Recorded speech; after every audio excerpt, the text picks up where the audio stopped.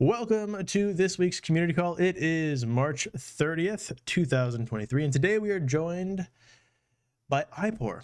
So IPOR is an interest rate swapping protocol on Ethereum mainnet. They've sort of made waves recently with their really quite astonishing yields on stablecoins, as well as having counterparty vaults to interest rate swap trading. And it's not just interest rates specifically, it's like interest rate index swap. So what I fear is that people are intimidated by the protocol because they don't quite understand it. So today, I hope we can demystify the protocol and potentially allow any strategists to make the most of what you guys offer. That's really the goal here. So if you guys wouldn't mind, please introduce yourselves. And I would also like to say we do have the famous IPOR intern. So if you guys are on crypto Twitter, you've probably seen IPOR interns posts. A lot of really good content out there, regardless of whether or not you like IPOR. The posts have been top notch. So once again, please feel welcome to introduce yourself and your protocol.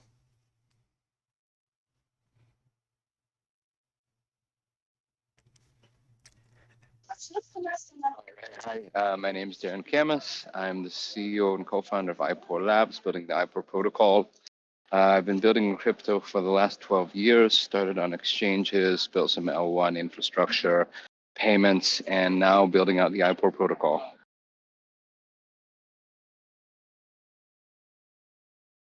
Hey, my name is Dimitar, the CSO, co-founder of IPOR, been in the space for 7 years. Strictly DeFi and token economics is my passion. I have also built spot and derivatives exchanges, centralized as well as decentralized, and have also been a VC for 2.5 years, investing into multiple projects across different ecosystems.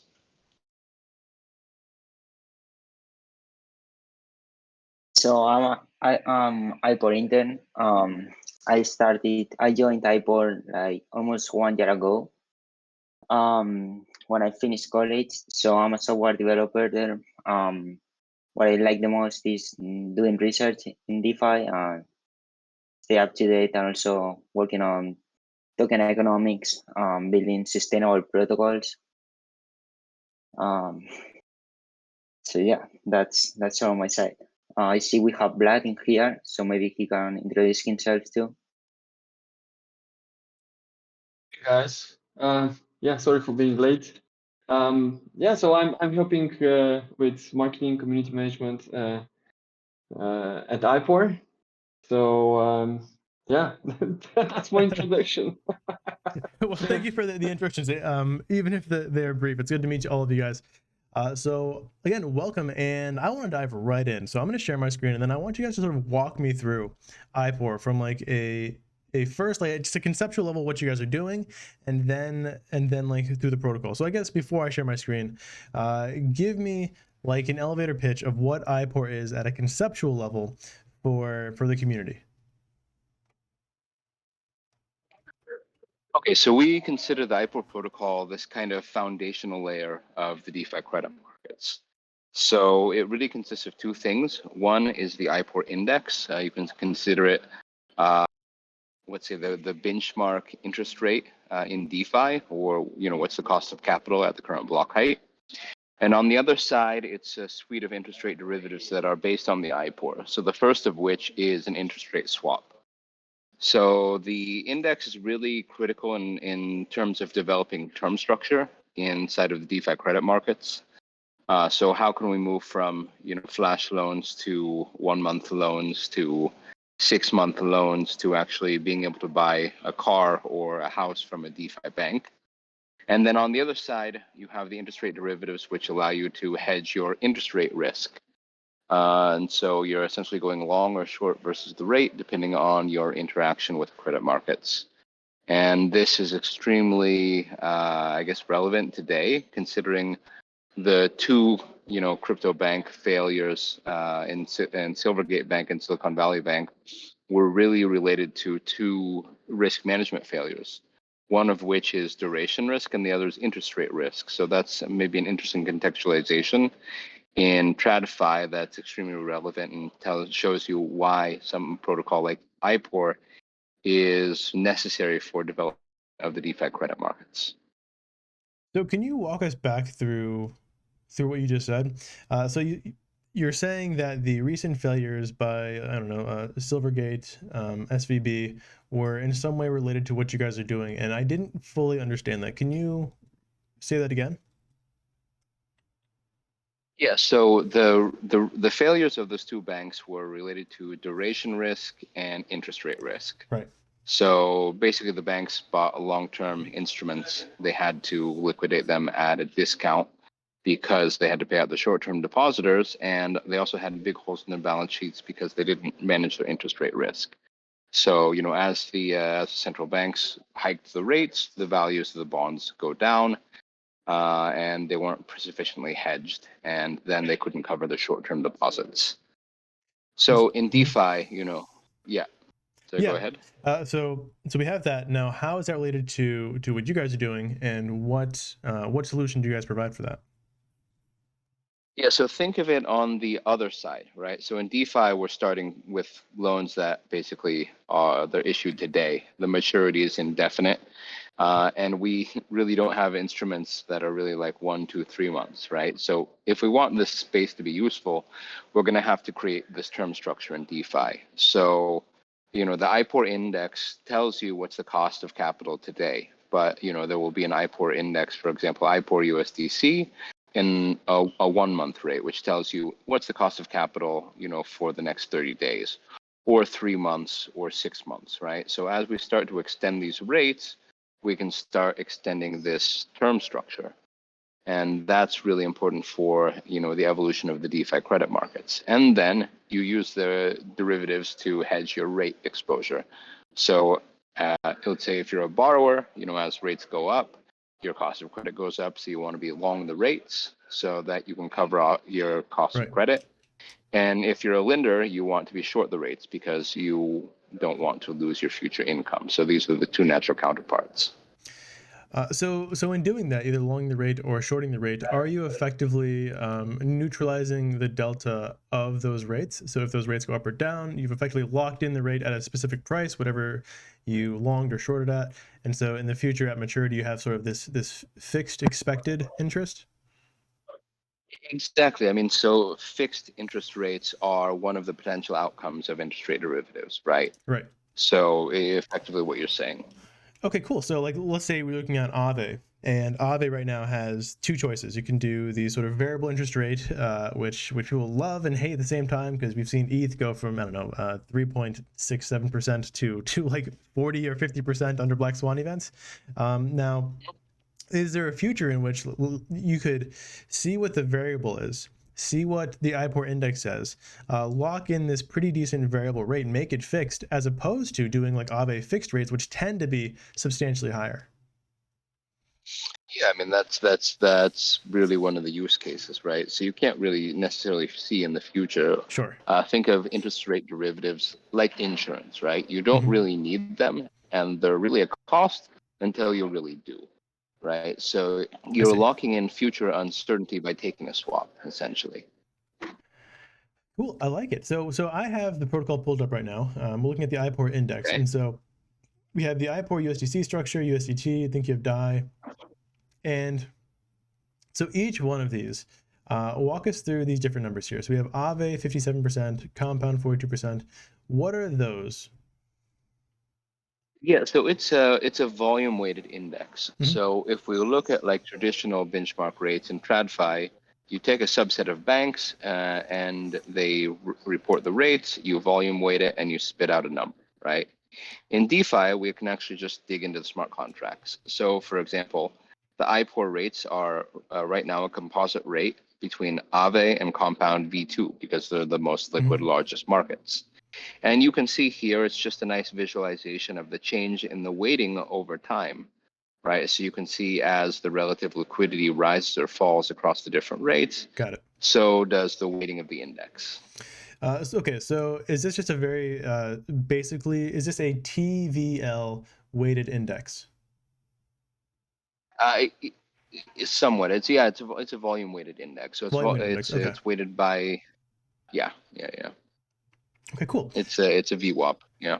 And then we have compound USDC liquidity, Aave V2 USD liquidity. Cool. Now, where do you guys show the indexed interest rate? Okay, so go to swaps. We have some cool stuff down here too. So sorry, before we do that, I want to make sure we're getting the most out of this page, because this page is really cool. If I come down here and I'm looking at all of these, can you walk me through what these graphs are showing me? Because this looks like these are the interest rates for compound and Aave. Yeah. So those are, so you have the lending rate and the borrowing rate, right? And then that white dotted line is the actual IPOR. So first of all, it's a mid-market rate, and second, it's a composite rate. So it's never going to follow perfectly one market or the other. They follow the more liquid market because it's volume weighted. Sure. But this is a visualization to see how it behaves, relative to the individual markets. Right. So you could say, okay, well, versus compound, it seems like it tends to be below it. In fact, it's very consistently been below it. Compared to Aave, it's more or less been consistently above it. So if you want to make bets or trades based off of those assumptions, then this is a good way to visualize those assumptions. Is that more or less accurate? I like it. I love it. All right, cool. All right, now let's go to swaps. So here you can choose between USDC, USDT, or DAI, and we have the current index at 2.56%. So what is that 2.56% telling us? So it's pulling the data, exactly from the last page that you just showed us. So the volume weighted mid-market rate here is 2.5682, right? And so this is being sourced, smart contract, and it's being printed on chain every so often. It would be printed block over block, but we don't want to just subsidize Ethereum miners. So it's printed to chain. It's an Oracle smart contract, and that's actually the real point. So if you see what index rates are used for in traditional finance, you use them to peg other instruments. So if we take the LIBOR, there were hundreds of trillions of dollars in deals, debt instruments, and derivatives structured based on the LIBOR rate, right? And that's like you make an agreement over the Bloomberg terminal, or you call up your broker, and then that goes to pen and paper for a legal contract, right? But in the smart contract world, we can replicate that because it's printed to chain. And then you, as an external protocol, you can set deal terms based on this on-chain oracle. And it essentially can settle over time, based on the change in the rate. And that's exactly what the swap does. So if you click on the open swap. Over here, open USDC swap? Yeah.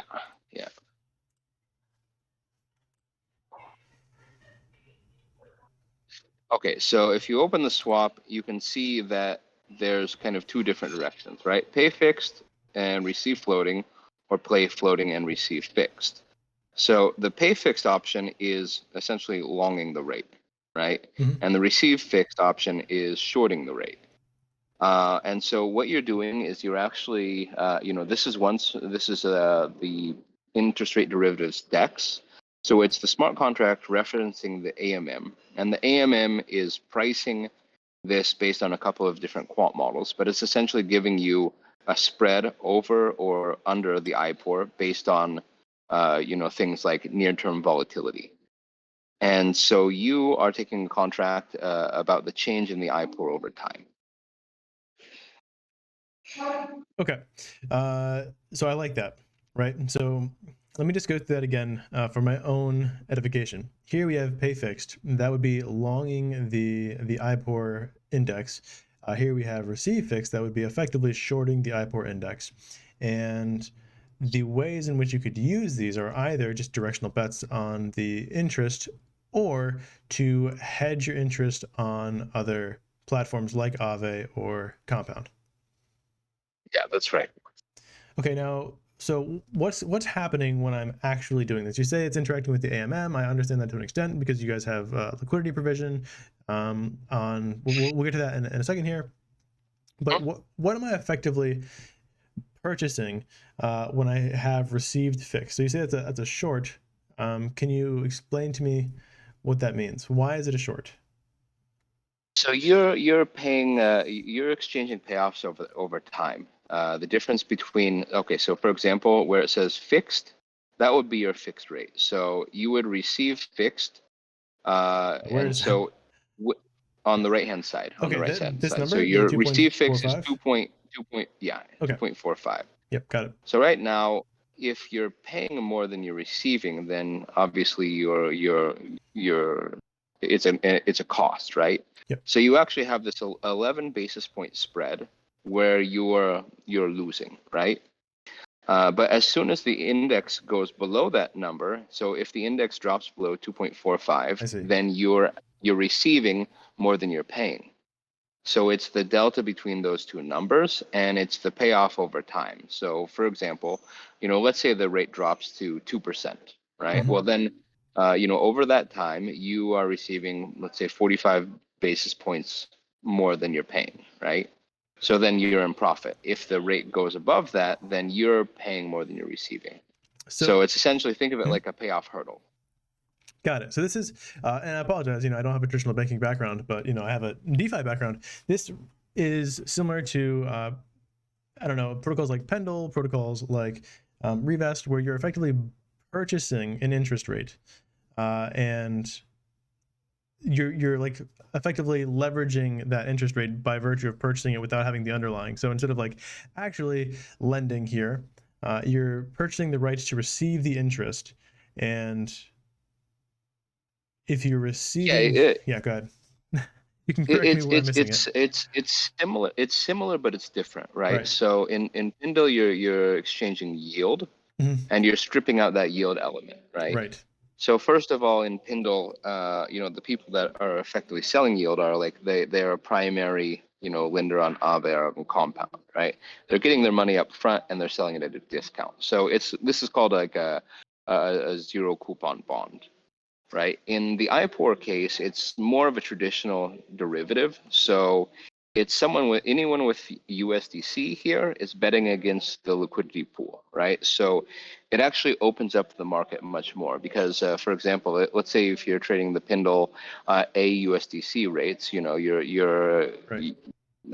your market is constrained to people who are primary AUSDC lenders, and of those who actually break their token into these yield-bearing component and the principal, and then who wants to trade this, right? So that's like a funnel. So I guess would the analogy be similar to like Pendle is to an AMM DEX as IPOR is to say something like GMX, where you have this counterparty vault that is effectively providing liquidity for the swaps? Yeah, it would be more similar, right? And it's aggregated liquidity. Anyone can be a liquidity provider who has USDC, USDT, or DAI, and anyone who can trade. If you have those three assets, so it's a much broader spectrum. There's much higher potential leverage, and it's aggregated liquidity. Okay, so let me just, there's so much to understand here. This is, and my interest is actually growing as we talk, which is always a good sign. So here, let's say. Then you should take the pay fixed. Oh yeah, that's right, because I'm long on interest. Bad joke, yeah. That's a good pun. As a father, I appreciate that. Okay, so here I'm looking at receive fixed, right? So let's say we have leverage here as well, which is pretty interesting. Now, if I say I want to purchase received fixed, one, is that the proper nomenclature? And what am I actually receiving when I make that purchase or swap or trade? So you're trading interest rate exposure over time. I don't know if you, maybe it's best to, it's hard to show, but there's a nice graphic once you open a swap. So maybe you can do it on the Goerli testnet, but it takes a little bit of time to visualize. But okay. So imagine so our icon is like a kind of a visualization of a payoff zone, right? So if you look at, for example, I don't know if you can go see the IPOR icon or blow it up, but think of it as like a payoff region over time. So, for example, yeah, okay. So for example, that flat line would be your fixed rate, right? Mhm. And anytime okay, so let's say we're long, right? So anytime the IPOR is below that fixed rate, you're paying, right? And so that if you color in that little triangle right there, Right. This is the yep. negative payoff, right? And as it goes up, that would describe the positive payoff, and that would be that sum underneath. And so you actually just the end payoff is the like the difference in the geometric area of those two payoff zones. So this is kind of a visualization of an interest rate payoff over time. So over time, you're exchanging cash flows, and in the end, you net the difference. So let's imagine like you and I are sitting there with let's poker chips, right? Mm-hmm. So anytime it's in your favor, you give me some chips, right? Anytime it's in my favor, you give me the proportional chips, depending on how far in favor it is. And at the end of this period, we count up what's the difference, and we both walk away with the relative sums. So it's, okay. So there's I a don't know maturity if that I see analogy here makes as well. sense. Yeah. Yes. I didn't realize there was a maturity here, so I just assumed it was something like you are collecting the interest difference over time, and it's like a perpetual that goes on in perpetuity. So this is not a perpetual contract. This has a maturity. In the interim Yes. of the maturity, can you still swap these, or are these, I don't know the correct nomenclature if it's like Atlantic or whatever, or are these swaps where you have to wait until maturity to realize the benefit? So currently there's optionality, so you can consider like more kind of like an American option. You can cancel at any time. But we're about to, in the next couple of months, probably sometime in Q2, we'll be launching a V2, and that doesn't have the optionality, but it has you can take an offsetting swap to close the position, right? So you can exit early. In here, you can exit with no penalty. In the other one, you'll have your payoff calculated, at the time that you exit, as if you're opening, an opposite swap. So these remind me of the options. I forget what they're called, if they're straddles or strangles or iron condors or whatever it is. It's one of those multi-part options where the middle is negative, like you don't get anything if it's in the middle, and if it goes below, you would, well, actually no, because you only benefit if it goes up or down, depending on your direction. However, there is this middle zone where you still don't profit. And actually, we had some people that were using that are using this like that. So what they do is they'll take a long and they'll take a short, and they'll wait till the market to choose its direction, then they'll close the opposite leg, right? But just remember, in that time, you're paying the delta between the pay and the receive fixed on both sides, right? So there's always a cost to hedge, first of all. In the strategy, there's also a cost, but we've had some people use kind of that straddle strategy, with the swaps. So when you're saying there's the delta that you're paying, you open this position, and how would you know how much it costs? Like, how do you conceptualize the price of these? What are you effectively purchasing here? Like if I had $10. So first year cost is, there's a $10 flat fee to open, and that's going to the publication of the IPOR. So the IPOR publication on chain is actually subsidized by taking these instruments. But in this, so most of these will start paying negative, right? So you'll start at a loss. Why? Right. Because there's a spread fixed by the AMM. So if you close right away, you're gonna close at a loss, because that's just the nature of these, right? It's like you go to the airport and the forex counter, there's always this spread, that if you go there and start exchanging, $1 for the local currency, after some time you're gonna be down to just a couple cents, right? Right. So the spread, it creates a negative payoff from the start, and then you have to, the market essentially has to pick a direction on one side or the other. So the spread is kind of an implicit fee. Right. Yeah, I get that. So, but you're saying you're paying the delta throughout the interim. That's what I don't understand. If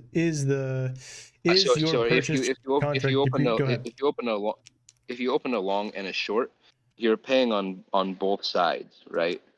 When you say paying, is it a consistent payment, or you mean you pay up front and then like you're starting at a loss, and you have this Yeah, realized loss. you have so the in here it's not like a perp, right? So if the rate moves in one direction, it won't get liquidated right away.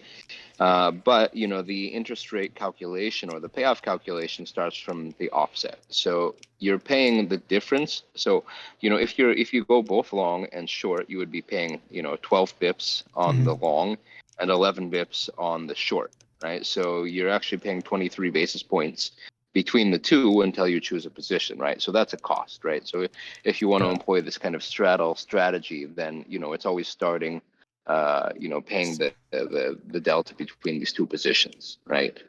If you just open one side, you're paying the delta between your fixed rate and the IPOR at that time. And then, if the IPOR crosses your payoff zone, then you'll be in profit. Right. Got it. Okay.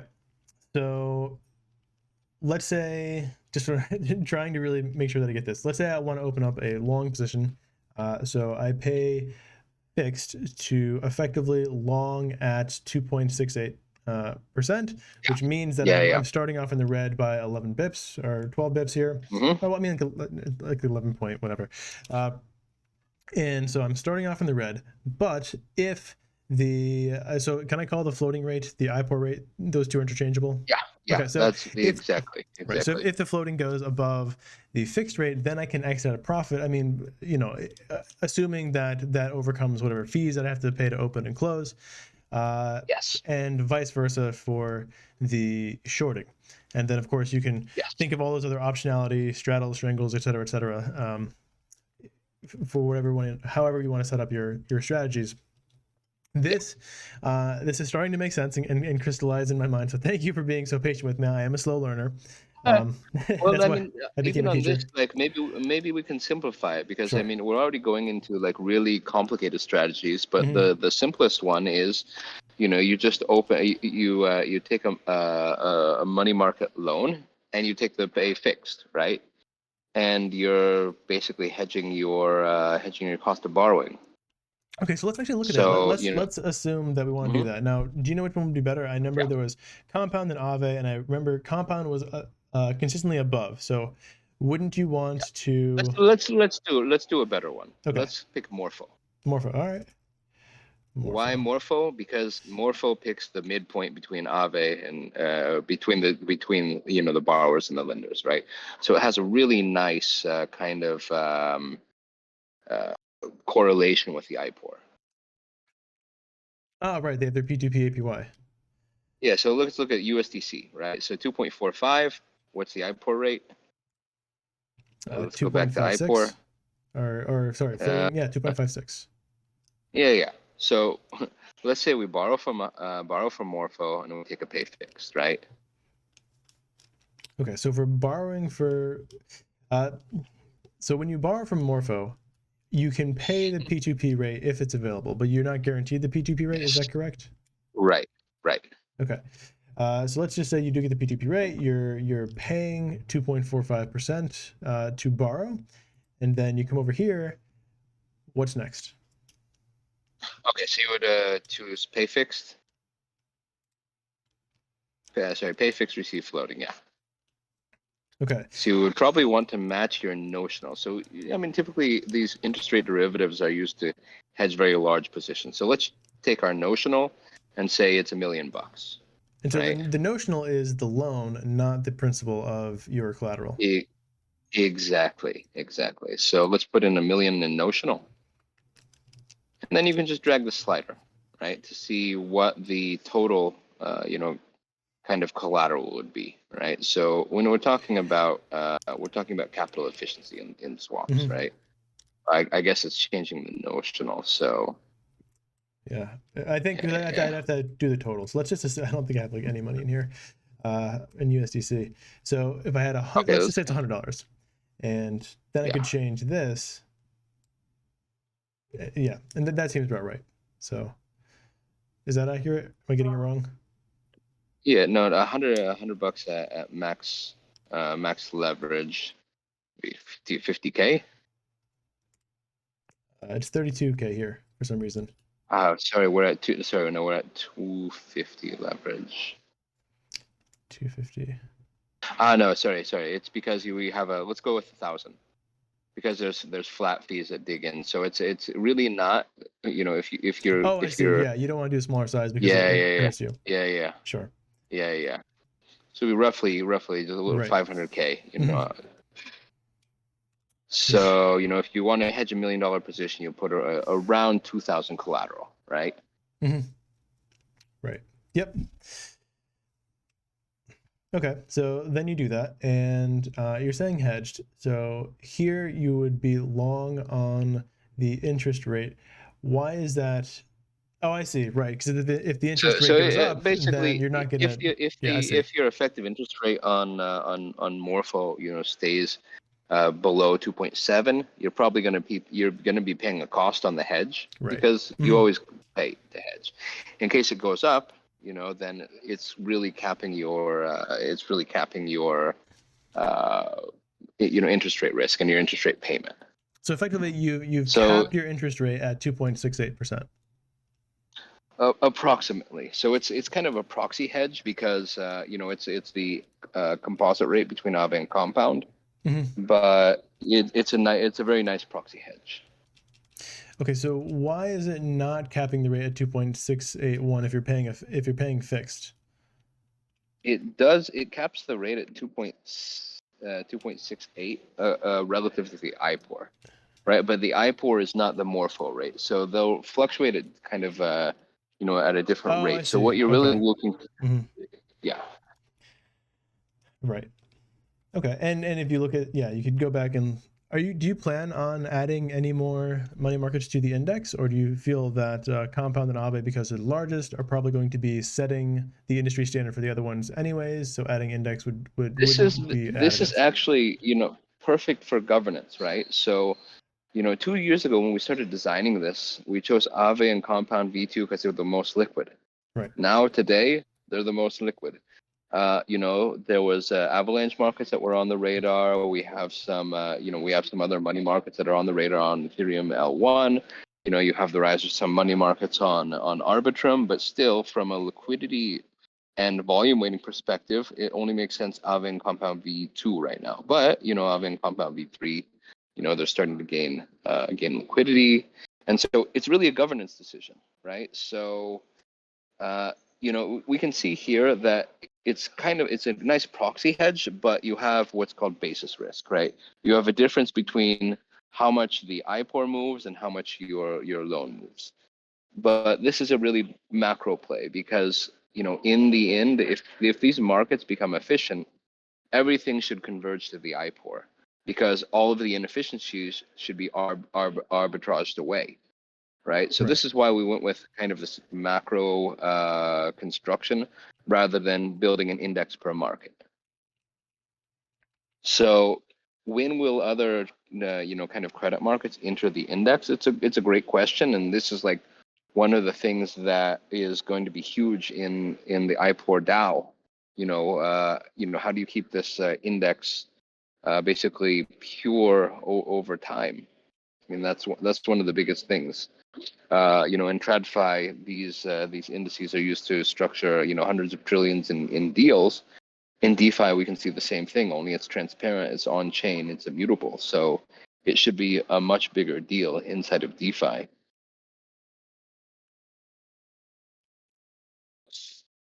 like it. So I'm thinking through all of this right now. I'm like, who would use this, and where these strategies make sense? And clearly for larger investors, this makes a lot of sense, because effectively, if you have a $1 million loan, you're paying, I don't know, 2,000 is 2 bips, no, 2%, sorry, 2% of that $1 million loan, not 2%, 0.2%.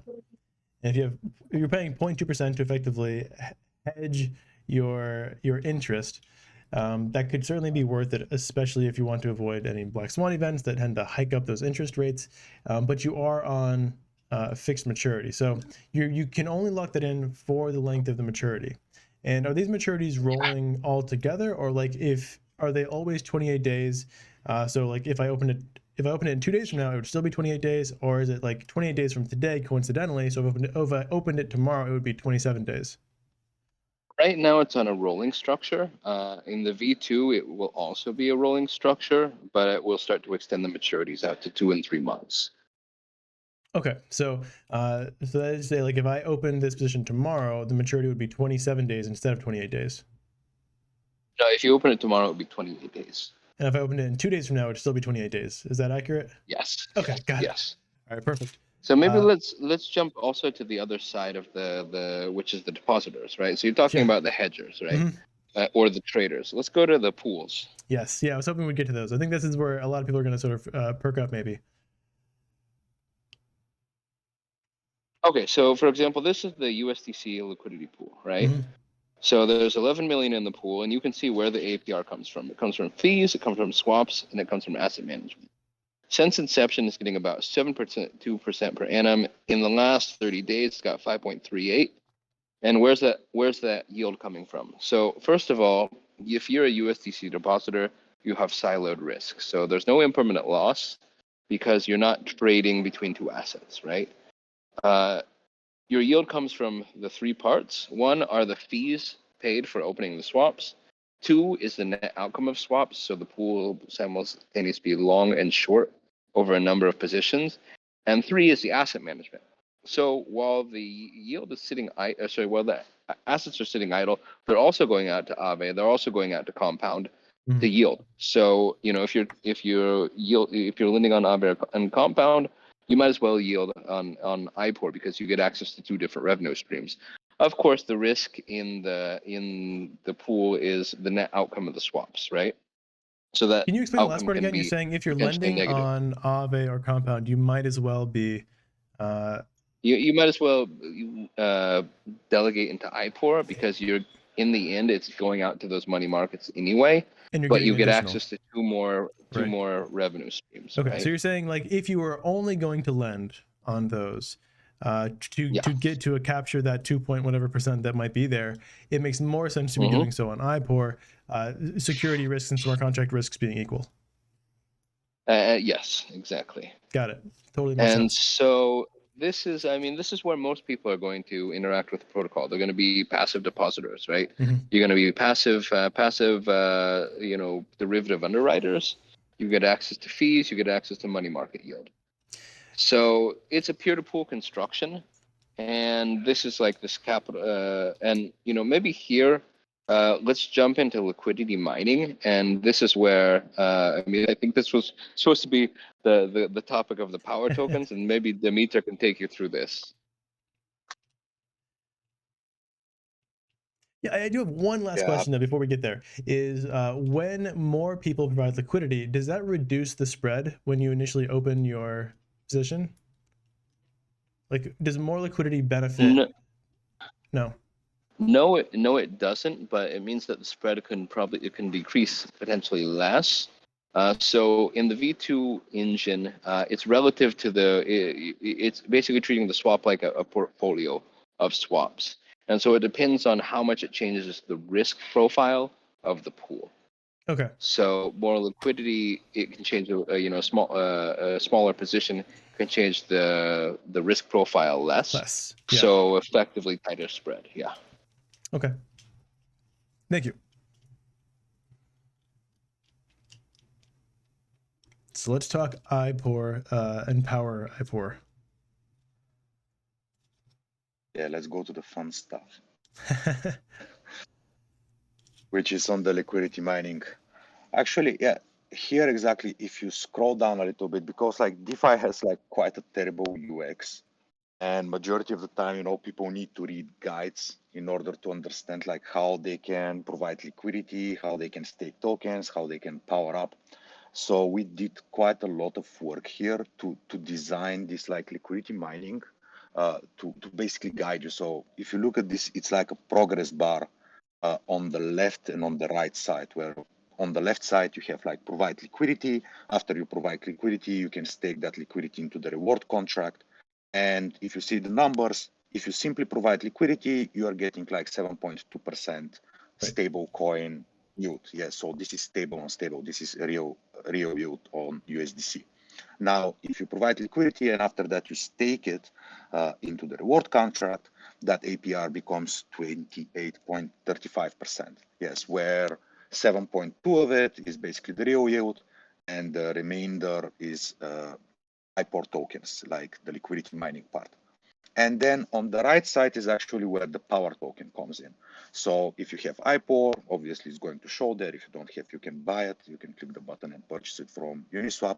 And then the second step there is to stake that IPOR and convert it into the power token. Yes, you convert that IPOR into power IPOR. So when you have those two completed, like staking in the reward contract on the left side and having power IPOR on the right side, then you have access to that menu, which is like the edit power up. So this is where you can delegate your power tokens towards your liquidity pool. And actually, if you click it, it should show. Can you click that now? Yeah. Did I click the Okay. right So thing? currently Okay. you are not providing. Yeah, but currently because you are not providing any liquidity, so maybe you can go on the right side on the yield calculator. Just close this window. And on the right side, there is like an yield calculator. So here, basically, you can calculate, let's say that you want to provide $10,000 or $100,000 as liquidity, and now you input an amount of power IPOR and check what happens with the APR. Yeah, let's do $100 because that makes it pretty easy. And then 10, 100,000. Okay, so a couple questions. One, is power IPOR irredeemable? So like once you have it, is it one of those assets where you can never get the IPOR back? Or can you convert between those two things freely? Yes. You go from IPOR into power IPOR. It's instant and it costs nothing. And then if you want to redeem power IPOR into IPOR, there are two ways to do that. Either you need to go on a 14-day cool-off period, the same like Aave, for example. Yes, when you have like stake Aave, if you want to redeem that, you need to go on a 14 days cool-off period. Or you can opt in to basically unstake that instantly, but in that case, there is going to be like a 50% slashing fee. So this was being introduced at the beginning because when we start, obviously there are not that many tokens on the market, and just wanted to give also an option for people, in an emergency, to basically say, okay, I just want to get whatever I get right now and do something else. Yes, because I'm purchasing some fruit coin or something. So yeah, that is the thing. 14 days cool off is basically the default state, which takes to convert power IPOR into IPOR. Also, the liquidity mining rewards that you're going to be earning by default are paid out in power IPOR. So when you are farming, you're going to be receiving power IPOR, and then you can choose whether you want to delegate that power IPOR to continue increasing your multiplier, or you want to redeem it for IPOR and, for example, go sell it on exchanges. But the fun part of this really is like where you're looking at right now at the yield calculator. This is actually the innovation of power tokens. This is our view of how we can basically bridge the gaps and make the playing field a little bit more fair between like whales and retail participants. So one of the things that we were imagining when we started building like the IPO protocol is like, okay, this is like a global investment bank which is going to be underwriting interest rate swaps for all of DeFi. And as that global bank, obviously that bank has depositors. Depositors are the LP providers. So our aim was to build a protocol that is going to provide the best stablecoin yields in the industry. And for the bigger part of it, we have basically succeeded with that. Since we have launched, we are basically number 1, number 2, and number 3 in terms of stablecoin yield in crypto. So this is like and single-sided exposure real yield, right? In terms of like real, no, both real, yes, both real yield and liquidity mining yield. Yes. So right now, for example, if you go to DeFi Llama and you go and try to check like real yield, just go to DeFi Llama. Love DeFi Llama. And then use any excuse to go there. They're absolute beasts.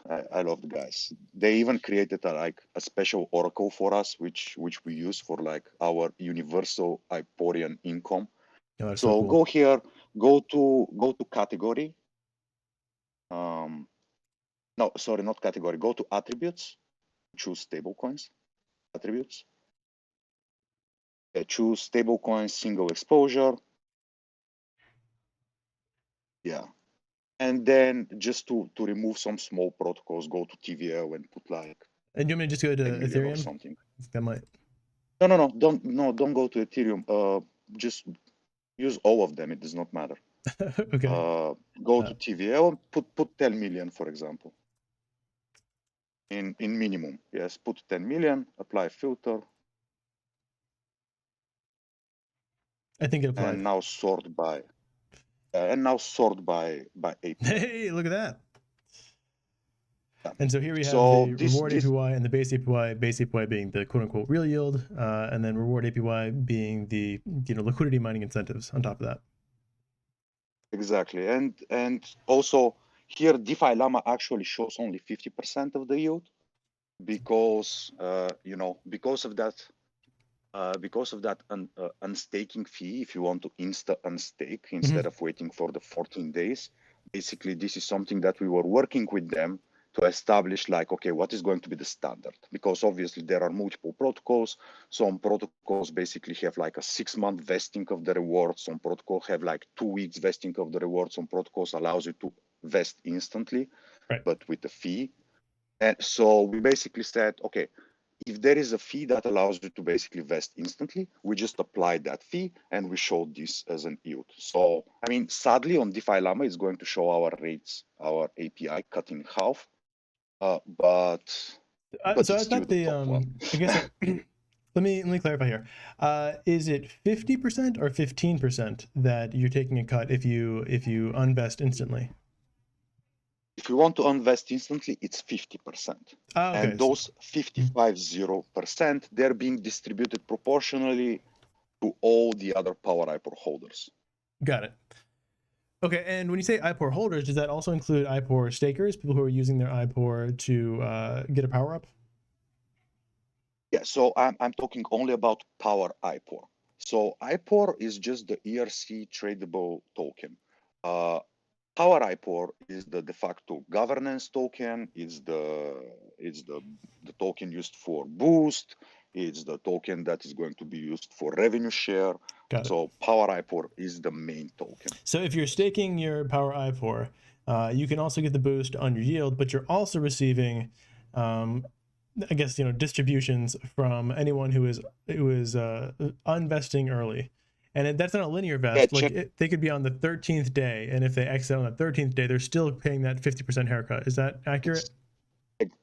Exactly. It's still the same 50%. And actually, if you check like where Power IPOR is, under the icon of Power IPOR, there is like 2 little emojis, diamond hand bonus APR. So this APR basically comes from everybody that have unstaked with the fee. Got it. So this is this gets distributed to right. Your distributions from them leaving early. So you could think about this as like you have this holding and staking yield. Do you have a staking return aside from the 6.71%? So like you're staking your Power IPOR to get the boost. Do you get any yield aside from that 6.71%, or is that the yield you get for staking? And then any bonus on your IPUSDC. Yeah, so those are 2 different things. Yeah, so the diamond hand APR is just the bonus. Yes, right. But the main one is basically the liquidity mining yield. Yes, that boosted number, for example, that you see on the right side. In this situation, it's going to be 311% APR right, on your $100 that you have deposited. Now, one thing I would say might make the UI a little bit more understandable for someone who doesn't want to have multiple tabs open. I don't mind multiple tabs, but if they had the price of Power IPOR here, then you could say, okay, well, if I have $100 of USDC, how many dollars do I need to commit to Power IPOR in order to get some specific boost? Otherwise, you have to do some quick math and say, okay, well, I can go to Deck Screener and see what the price of IPOR is, and then figure out how many I need to buy to get what I need. Yeah, I think here that's a good suggestion. Here the logic is that the formula for calculating actually your boost is the relationship between the quantity of stablecoins that you provide and the quantity of power or IPOR tokens that you delegate towards that pool. And this actually is quite important because it removes like price from the equation in terms of like the calculation of the actual boost. And because of how IPOR is being distributed, yes, when we launched from like 0.0. Yes, there were no tokens when we launched outside of a small airdrop that we did for like early participants. So all of the tokens that are coming into circulation are actually coming from the liquidity mining incentives, 10,800 tokens per day, and then also tokens from vesting of investors. Yes, investors are vested for 3 years linearly, block over block vesting. So this actually it's very important because the formula, which is the lock curve, which determines what your boost is going to be when you are delegating that power IPOR, it takes into account like how many IPOR tokens are currently in circulation. Yes, how many IPOR tokens are currently have been issued already and in the market, and then that formula evolves over time. So at the start when we launched, it's absolutely modular, and the formula can be changed very easily. This is another part of the power token design, which basically allows any protocol to take that and use the different modules and really like fit them to serve their own protocol and their own design best. Yes. So power token is the architecture, but then the business logic is being carried inside those modules, which are very programmable. So at the start when we launched, obviously not having access to a lot of tokens, what happens is that somebody can, for example, go there and buy all of the tokens from Uniswap and go and delegate those tokens. And then because nobody else has a power up, he's going to have like disproportionate amount of rewards, which are towards that person. So of course, in order for this to be prevented, at the start, when we launch, the weight that the power token had when it determines the amount of power up that you are going to get was much smaller. As we went over like the 2 months distribution, and we had approximately like 1.5 million tokens already, and 1 million of those tokens are actually staked for power IPOR, we went into phase 2, where it's like, okay, we can now normalize basically the weight that power IPOR has on top of the APR, because we are no longer at the risk of somebody basically monopolizing that issuance that comes. And actually, just for very fast to go to maybe to another page before we continue on this page, but if you go to IPOR token, so on the left side, on the top on the left side, there is like an IPOR token page. So this basically shows all the IPOR tokens that have been issued since we started in basically 19th of January, and where those tokens actually are. Yes, so the top one, the orange one, is all of the IPOR tokens that have been staked for Power IPOR. The green one is the protocol-owned liquidity on the DEXs. So 100% of the liquidity on the DEXs is protocol-owned liquidity, and the blue line is basically circulating IPOR, which basically means IPOR which is held in external wallets of users. Got it. Right. That's actually so that. Mm-hmm. Go ahead. It's a very cool graph to be able to conceptualize like the development of the protocol and like what people are doing with their tokens, and basically be able to judge the effectiveness of the liquidity mining program, and also to see what is the circulating market cap, the protocol on liquidity and so on. I agree. So So I think that this is pretty cool that people should check. yeah, absolutely. So we have like 0 minutes left, which is unfortunate because I do think there is more to go over. I do want to see very quickly if anyone had any questions in the Discord. So I'm gonna jump back over to the Discord really quickly, stop streaming for a second, and just see if there were any additional questions. It does seem like there were some questions and some explanations. Let's go to LeMay's question, have this sort of be the ending point here, which is, have you guys considered allowing Power IPOR holders to delegate their Power IPOR to large depositors of the stablecoin? This question's in the chat here. If you guys can see it, if you click on there's something on the top right of Discord, like a little chat button, you can see sort of LeMay's question. Yeah, so actually at the beginning, this did not make too much sense because obviously we are still like very, very early into our distribution phase. But because we are also working with a couple of other protocols that we are planning to integrate, so this is actually one of the things that we will need to build.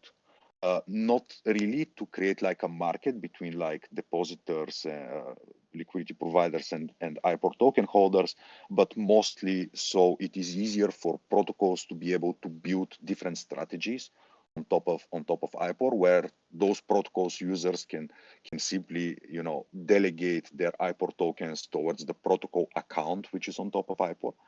So it's something that we are going to be building. Yes, it's in the roadmap. Okay, and the last question, I guess, is from Crypto here, who says, there is no, so where is all liquidity provided, I guess? He says, you can't swap, it seems as if you can't swap IPOR on the site, so is the only liquidity for the IPOR token on Uniswap? Yes, absolutely. The liquidity of IPOR token is on Uniswap v2 and Uniswap v3. All of it is protocol-owned liquidity. We are also working with Arrakis Palm, where Arrakis basically is managing part of that protocol-owned liquidity to basically provide liquidity on concentrated ranges. And I mean, it is also listed on some centralized exchanges, but the majority of the liquidity is on DEXs on Uniswap. Okay, so if I wanted to go and add concentrated liquidity for IPOR WETH as an example, could I do that? It's decentralized, so I know I could do that. What? If I wanted to go like add some concentrated liquidity for like IPOR wrapped absolutely. Ethereum, right? Absolutely, of course. Okay, thank you. We're a little bit over time. I really genuinely appreciate it. Is there any last, like, you have something coming up, any big update? You kept talking about like V1 and maybe V2 and some other versions. Can you give us like a very, very brief, like what's on the roadmap, what's upcoming for you guys? Maybe Darren can take this one. Yeah, okay. So, as I mentioned, what we have is really the first version, which is the 4-week swap. So we'll be coming up with, the V2. Right now, the code is being closed internally. Then it will go to audit, and simultaneously it will go to, the quant team for modeling and testing it through a various number of scenarios. And that will lead to both like a more robust risk management framework for the swaps for the liquidity providers, as well as allow us to extend the duration of the instruments.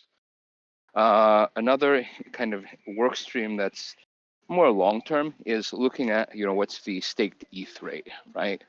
But there's a lot of, there's a lot of unknowns in this. You have a lot of, differences in how the different LSD protocols calculate the staked ETH rate. So we're not rushing into that one. Sure. Because there's also a lot of potential centralization risks, as well as, it doesn't make sense to build, an index per LSD provider or one aggregated index.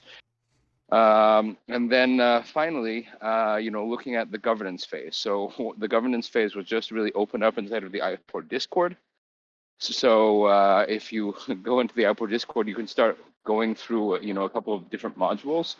One is learning, how to trade interest rate swaps. The other is how to use the governance. And so this is where, we really start with the protocol decentralization. So right now, there's I think we have around 19,000 in the Discord. We have 17 people inside of IPOR Labs who are collaborating with Deus Ex DAO. I think there's about 8 active collaborators with the IPOR protocol. And for example, Dimitar mentioned this IBI, or IPORian Basic Income, which means that there's actually 14 people inside of the DAO that have a subsidy coming from protocol-owned liquidity to essentially do work. So that puts the community that's core working on it at about 40 people and growing. So the governance phase is really the next big phase of the IPOR protocol.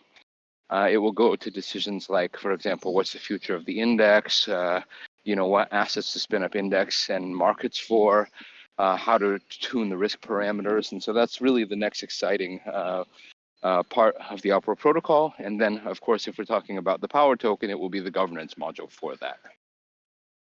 Thank you so much for that quick update. I have one last question because it seems like 2 of our members are eager to know. Do you plan on expanding to other chains? And then one member said specifically like an L2 such as Arbitrum or Optimism. Yeah, there's been a lot of discussion around this. So first of all, it's kind of market driven. You have the derivative instrument that underpins, the liquid spot. So, for example, the most liquid credit markets are on Ethereum. If it were, and also the architecture is quite complex, right? So, because the assets are yielding from the underlying money market protocols, if you were to launch it, say, on Arbitrum, there's only, I believe, Aave there. So it would only be able to yield from one kind of yield source. And we wouldn't want to cross bridges because that opens up, 100% potential loss, Right. for marginal gain. So the infrastructure is fairly complex, but there's a chance, to potentially trade the Ethereum